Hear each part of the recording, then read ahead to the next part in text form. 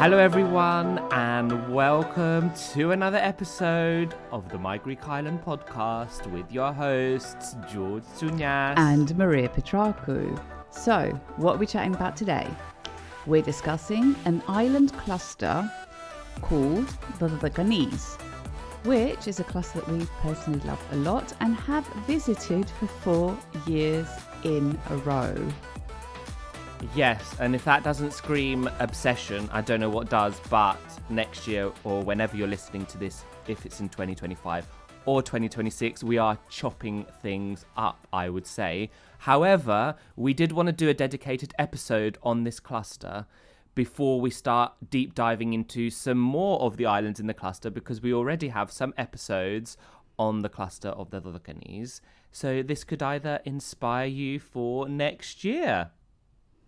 However, as always, before we get into it, if you're not following on Instagram or TikTok, make sure you press pause and you head over to the gram or TikTok and give us a follow on the handle at My Greek Island, or you can also follow us on YouTube. Exactly. And to support the show, please like, subscribe, drop a rating, review, share with your friends, family, everyone you know, as it does help us reach a wider audience and keep coming back with more content.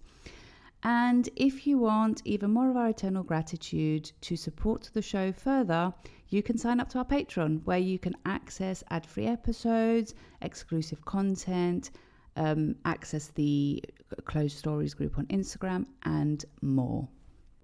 Okay, so I think without further ado, let's get into today's episode. Hello, and welcome to another episode of the My Greek Island podcast, dedicated to take you, the wanderlust, on a journey through Greece. There are 227 inhabited Greek islands. Which one will you visit next? My Greek Island, with your hosts George and Maria.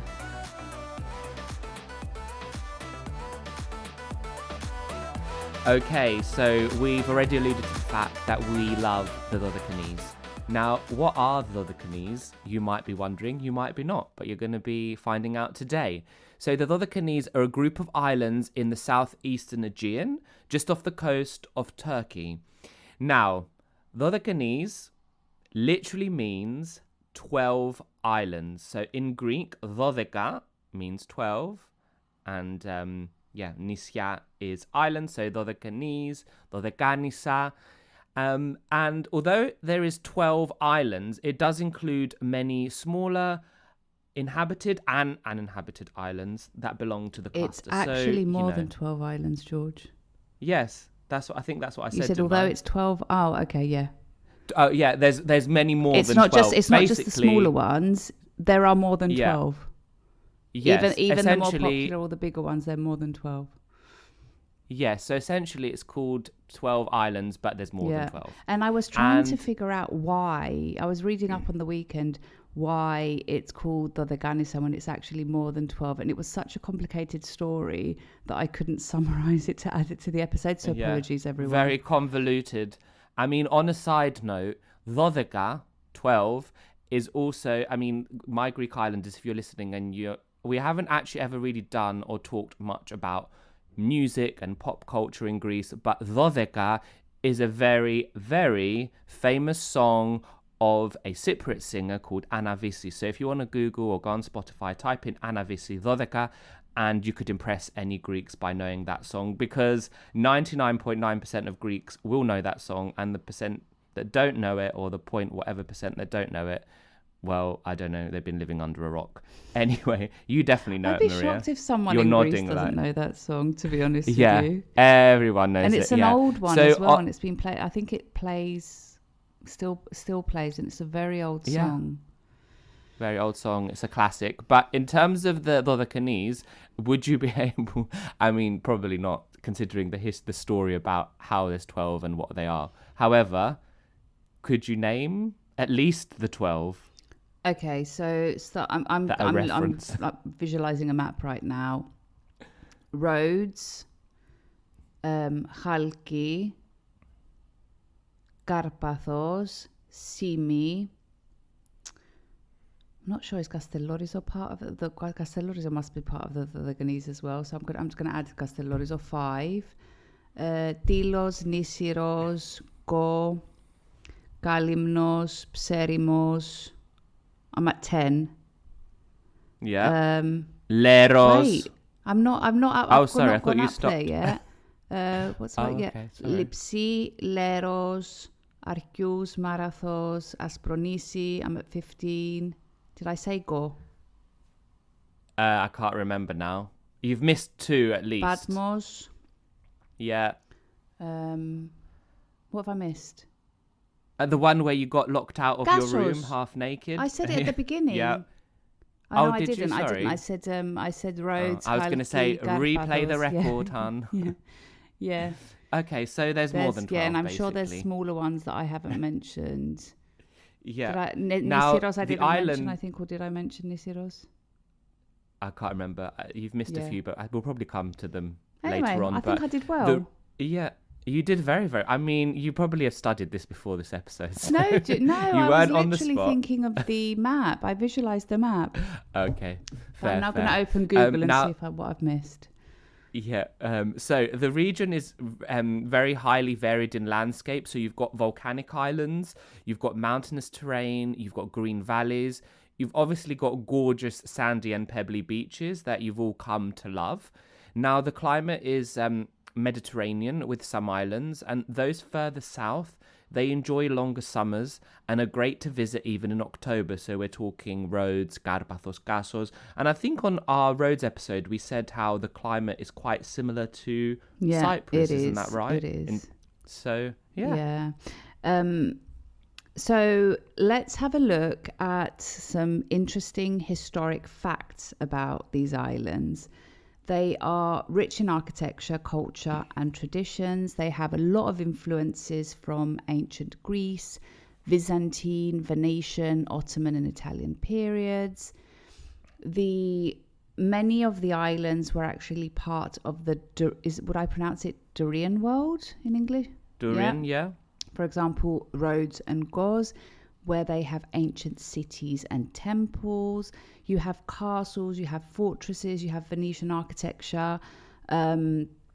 You have a lot of religious sites from the Ottoman rule. That's particularly visible in Rhodes. You have local food and culinary peculiarities. I can't even pronounce that word.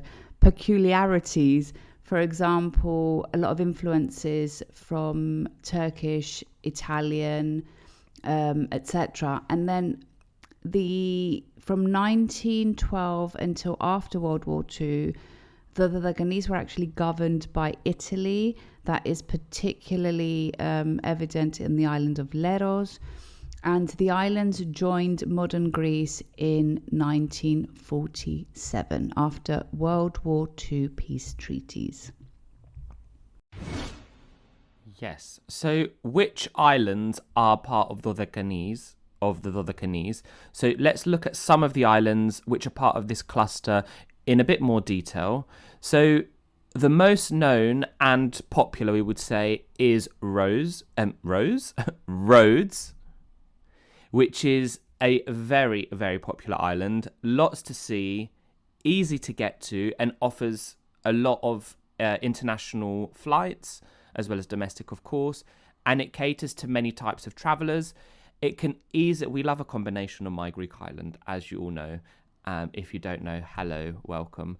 But it can easily be combined with the islands of Chalki, Simi, Karpathos, Kassos, and also Astypalaia. I think you missed Astypalaia off when you were doing your island thing at the start. Possibly. So we missed out Astypalaia. You also missed Castellorizo, though. Yeah, no, you mentioned it. You didn't mention it now. Oh, now. Okay, yeah. Castellorizo, you can combine it. Yeah, no, actually, although it's not... Castellorizo is the furthest island from all of them. But from Rhodes, you actually have flights to Castellorizo, so it's quite easy to get there if you don't want to take the boat. Yeah. Jump on a little cheeky propeller flight. Now, we did visit Rhodes in 2024 together, so it seems like a lifetime away now. But Maria went again in 2025, so this year Well, the time of recording is this year, 2025. And both times you combined it with Chalki, which we also have kind of a bit of a love for as well. Now, we do have 2 episodes on the island of Rhodes. And also Maria has her top picks, which on the website with Rhodes with Chalki. So do go and check that out. Anything you'd like to add on Rhodes that I might have missed out? I think you covered it, but like it's definitely an island that you can visit many months, and because it enjoys long summers. I mean, I went in October, and although there was a storm, one day it was very rainy, but then the rest of the days it was just absolutely beautiful. So you can go in October and enjoy a really nice late summer holiday. Now, the other island that's also quite popular is Kos, which is known for its archaeological sites, beaches, and also nightlife. Again, this island is really easy to reach as it offers an international airport. It's also a really great island, as we found out this year, to use as a stepping stone to reach nearby islands. And this is exactly what we did in 2025 to head to the islands of Lipsi and Leros. Exactly. Another popular one is Karpathos, which is known for its remote, rugged landscapes, for trekking, for its preserved traditional island culture, especially in the village of Olympos. And you're not impacted by mass tourism in Karpathos. It offers an international airport with many flights from many European destinations, although we've noticed that it actually doesn't have flights from the UK, which we found interesting. When we went via Athens. So we flew to Athens and then we got an internal flight from Athens. And you don't get the small planes that George is scared of going to Karpathos. No, it was definitely the big... It was a normal plane. Well, the ones we went on anyway. Yeah. Karpathos is perfectly combined with Rhodes, with Kassos, and with Eastern Crete. There's actually a really good connection from Karpathos to Eastern Crete and a really good connection from Karpathos to Kassos. We visited Karpathos together in 2022. I combined it with Kassos. So that was one of our 4 trips to the Dodecanese, 4 continuous trips to the Dodecanese, and probably our first one together as well, George. I think Karpathos, wasn't it? Yeah, I think so. Yeah, it was. We have an episode on Karpathos. It was actually which is one of our most successful episodes to date. And an episode that got us a feature in a local newspaper in Rhodes. Do you remember? Yeah. And we also have on the website, I have prepared my top picks for Karpathos, which you can purchase. Yes, and I think you failed to mention, but maybe because it's not etched in your memory, but I think that Karpathos, in a specific place that people have to listen to the episode, has one of the most breathtaking sunsets you will see in Greece. And I will leave you with that because you're going to have to go and see the episode, because I think we mention it. If we don't, just DM Maria on My Greek Island, and we'll let you know where that is. More work for Maria. I mean, you know where it is. But yes, do DM Don't reveal it. People have to go and listen. And I would also go and boost the numbers of the Karpathos episode. And I would also say to look through the feed on Instagram, because the highlights, the stories that we've saved for Karpathos, because there are pictures to show this amazing sunset. Yes. So moving swiftly on with Simi, which is very popular because it has a very photogenic harbour, neoclassical buildings, charming townscapes, and it's very, very close to Rhodes. So a lot of people can do it on a day trip from Rhodes, but Maria actually went and discovered the whole island and stayed in 2024, which you've already done and ticked that off for us. Then one that's kind of a little less known, I would say, is Nisiros, and it's known among travelers interested in geology, volcanoes, and definitely a more off the beaten path experience. And a really interesting thing here, which I would be really kind of keen to explore in the future, but we are taking a pause next year from Dodecanese, unless one of the islands wants to sponsor us to go there. You can actually visit several of the traitors. That's on the mind from one of the programs. But you can actually visit several of the volcanic craters on the island, which I think is really fascinating. And it's kind of not really talked about. I don't really hear about it. Although our taxi driver this year in Kos was raving about the island really of Nisyros. wasn't So, he? and we were like, oh yeah, we will go next year. And now our plans Do you know have what? changed. I'm not going to So, lie. When I started thinking about not going to the Dodecánese this year, I actually was feeling guilty. Like, no, let's go again. We're betraying. But we need to show the Yeah. love to some other islands. We do. So let's move on to... Okay, so the what's next one that I want to briefly talk about, and the one that I forgot to mention when you asked me to name the Dodecánese, the islands in the Dodecánese, was Astypalaia, which is quite an interesting one because it is often grouped with the Dodecánese administratively, but historically and geographically, it's kind of an in-between island. The culture, the architecture, and even the dialect does share many features with the Cyclades. So you do have like the whitewashed houses, etc. Although you do find this in parts of the Dodecánese as well, especially, for example, in Rhodes, in Lindos, you think you're in the Cyclades. Much of its history in Astypalaia had closer ties to the Cyclades, but after World War II, it was incorporated into the Dodecánese when these islands joined Greece in 1947. Now, from a tourism perspective, many travel sites still market Astypalaia as the bridge between the Cyclades and the Dodecánese, highlighting its mixed character. And also because of its position, it does have good connections to both the Cyclades and the Dodecánese. So that's another thing to bear in mind, that you can get to this island from both of these clusters quite easily. We visited Astypalaia in 2023, so this was our second trip to the Dodecánese together, and we went via an internal flight from Athens, but another easy way to get there is from Rhodes. Now, we have a two-part episode on Astypalaia, which you can go and listen to, and also on the website you can find the top picks map to purchase. Yeah. Yes.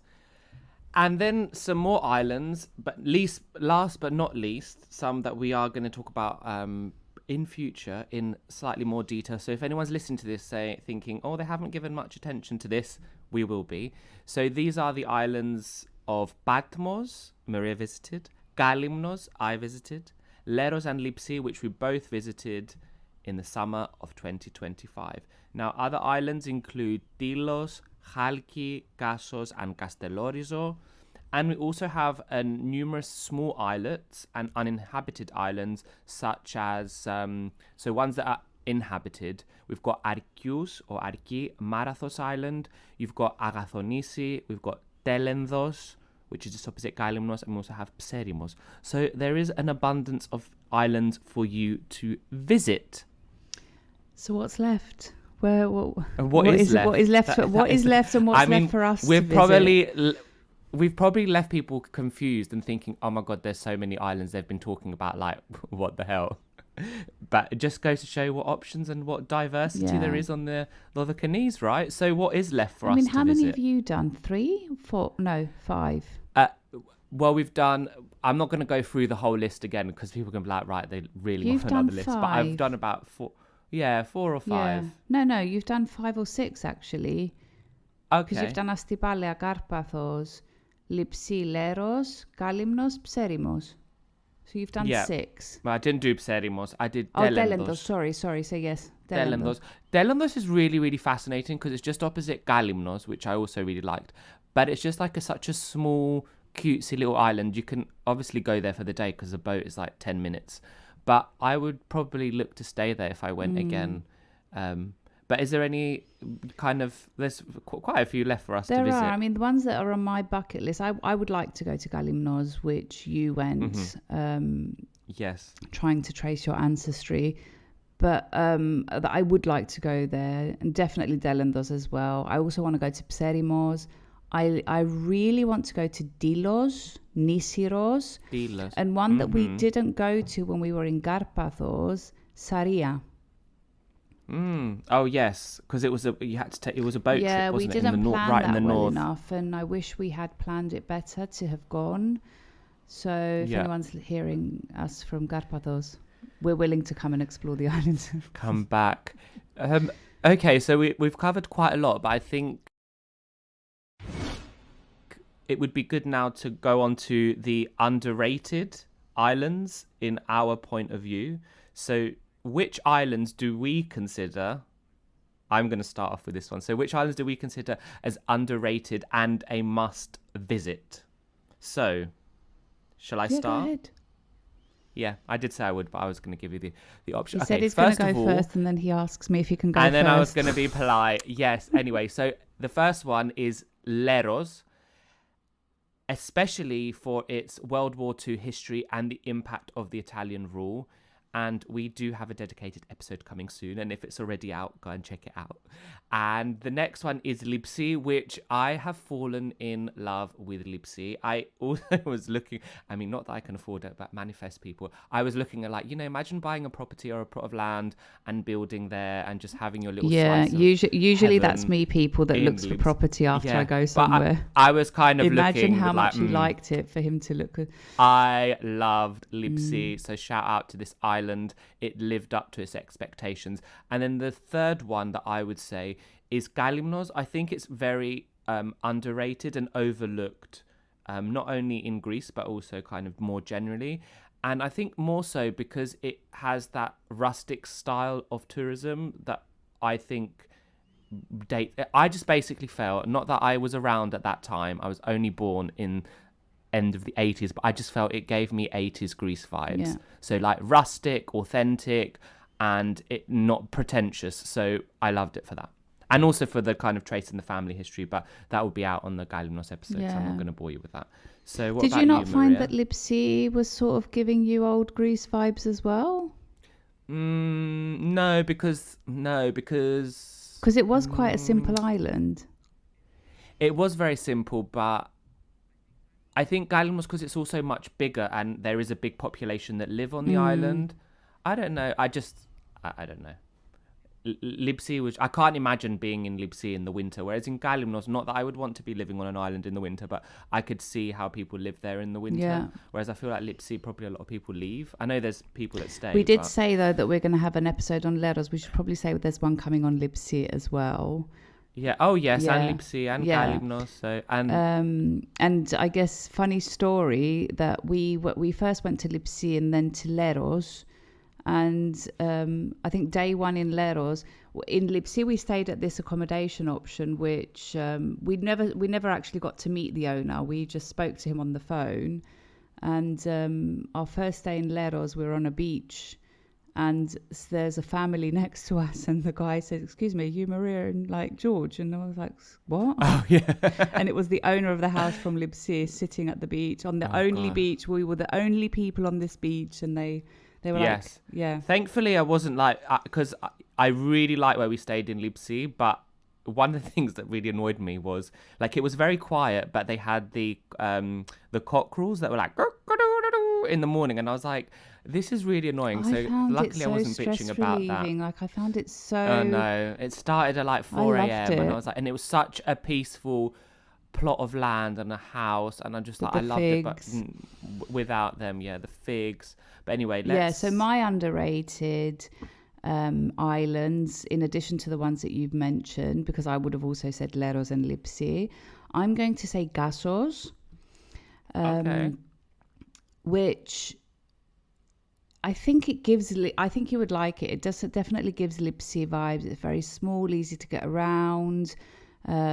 A lot of, but I think a key difference between maybe Lipsi and Gassos is that Gassos in the summer attracts people that have heritage from the island from all over the world, and many of the people that have heritage from the island live in the US, so they literally come to Gassos every year, and so it's full of people that have heritage there, and then just people visiting, and it's not overpopulated with accommodation options, so you have to book early. And that makes it feel that it's not overwhelming with tourism. And everyone knows everyone. And I think by day 2, they kind of, because they're really friendly as well. By day 2, you're besties with everyone. I mean, I was going for drinks with them, having coffee in the morning with the oldies. Sorry to interrupt. And then I feel like these small islands, you do also get that vibe when you get to see the same people again and again. And that's something that, I mean, we had that on Lipsi, but I just think it's great because you meet someone at the beach and you see them for coffee, then you see them. I just think that's really cute. Yeah, it's nice. And then the second I will say is Chalki, which definitely has a special place in our hearts. Yes. A very simple island, but again, very limited accommodation options. So if you want to go and stay, you have to book in advance. Yeah, we missed the island next to Chalki, Alimnya. Would that count? I mean, technically it's uninhabited, but there is one very basic form of accommodation on this. I don't know if that's classified as inhabited. Yeah, but you can basically stay there. I don't know what the rules are, etc. And one man, I think the one person does stay at the monastery. I mean, I would definitely stay there for the night just to experience. Yeah, I think it would be lovely. Alimnya is definitely part of the Dodecanese. No, I know, but I mean whether it would count as inhabited or uninhabited. I don't know what the kind of classification and what I think Alimnya is considered uninhabited because I don't know what the criteria are, but yeah. Yeah. Okay, moving on, let's have a quick look at how we can reach these islands. So, how can we get there? We've already mentioned previously that Rhodes and Kos and Karpathos actually have international airports. And obviously they do connect to mainland Greece. And then domestic airports, you have Kassos, despite its small size, has a domestic airport, Astypalaia, Castellorizo, Leros, and Galimnos. So the Dodecanese is very quite connected by air. I was just going to add something to that. In terms of the international airports, if you were going to the northern part of the Dodecanese, whilst this island is not part of the Dodecanese, it's the island of Samos, which is part of the North Aegean, but it does also have an international airport. So if you are looking at some of the North Dodecanese islands, you could kind of look at the flight options because the ferries also kind of end and start in Samos, and then they go all the way down to, I guess, Rhodes and then back up. So, bear that in mind. If you're going to the North Dodecanese, you might want to see what options are from Samos as well. Exactly. Then ferry-wise, there are regular ferry networks among these islands, obviously more frequent in the summer, and many of them also do connect to Athens, although it's a very, very long trip from Athens, and I'm not sure if you would do it unless you were possibly coming from Athens with your car. Many of the islands, I do know people that do it. I mean, I know people that will come from Athens and go to Kassos with the 20-hour ferry because they need to take their car. When we were in Kos this year, I went for a walk and I saw the kind of ferry that was leaving for Athens, and I was just thinking, gosh, that's such a long ferry. I've done it from Badmos once, from Badmos to Athens. I think it was 9 hours, and you effectively, I was much younger as well. You can't, to book a cabin, it was expensive or it wasn't available. And it was just so, I can't even recall how many people were just asleep on the floor on the boat. I would not do that now, but I did then. So anyway, going to transportation, many of these islands will require a car, although many of the smaller ones you can get around on foot or, for example, on bicycle. So Lipsi, we had a bicycle. And e-bike. So people thinking how we get up those hills. Those e-bikes are revolutionary for the hills. I mean, even Maria was speeding off in front of me. Yeah. He doesn't tend to wait though, people. He speeds off and then you try to find him. There's a very good video of you speeding off and I would say giving me the finger. I was. And you've used it, so. I have. Anyway, another example of an island that we never took any transport was Chalki, because it's easy to get around. There's one taxi on the island if you need to go a bit further, or there's a sea taxi to get you to some of the further beaches. Now, many of these islands, though, if you don't want to have a car, are very well established and they have taxis and transfers. So, for example, in Go, which we did stay overnight at the beginning and at the end of our trip this year in the summer of 2025, we did not have a car, but we had a transfer from and to the airport, which was super easy. So that's how you navigate them. Yeah. And, when we had the transfer from Kos, you know what you were doing? Like, the taxi was arriving and Maria was busy shopping. And I was like, the taxi's waiting for us. I mean, I'd already messaged him, though, that we were going to be late. You did, but him. you know what I'm like. If someone says 12 o'clock, because we left a buffer. We had, but God. you know what I'm like for I feel like he exposes me constantly on this podcast when he shouldn't. But anyway. Well, obviously, I know and we know that people are always struggling with, okay, you've talked about Dodecanese, you've talked about this, like, how do I combine it? What do I do? Where do I go? So just remember, I'm going to plug you, Maria, now. So I'm not exposing you, I'm plugging you. So, you need to make sure you check out one of Maria's travel consultations to make the planning and the execution of your Dodecanese or whatever trip to Greece just that much easier. Thank you, George. Yeah. You're welcome. Are you planning a trip to Greece and feeling completely overwhelmed by all those options? Well, we've got you covered. Why not book a personalised travel consultation with our very own Greek island guru, Maria, designed to make planning simple, efficient, and completely tailored to you. You can choose from 3 tiers.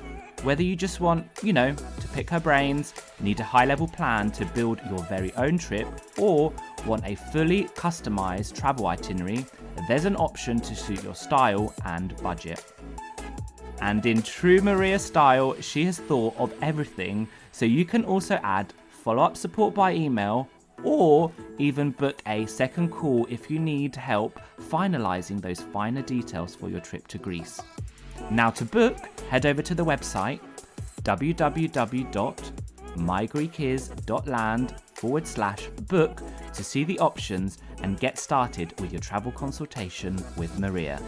That is www.mygreekis.land/book.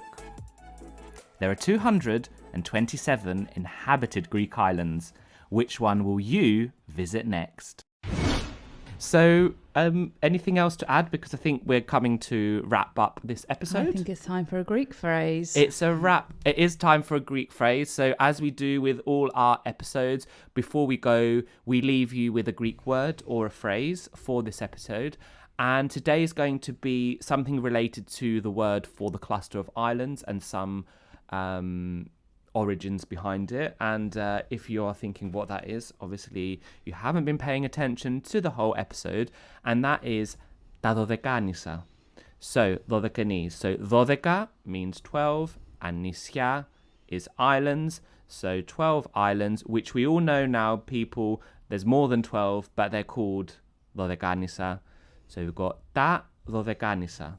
And not stopping there, I think we are going to bulk it out a bit and give you a phrase. So if you are speaking to someone in Greece or someone from Greece and you want to say, I want to visit the Dodecanese, you would say the following phrase. So, Θέλω, I want.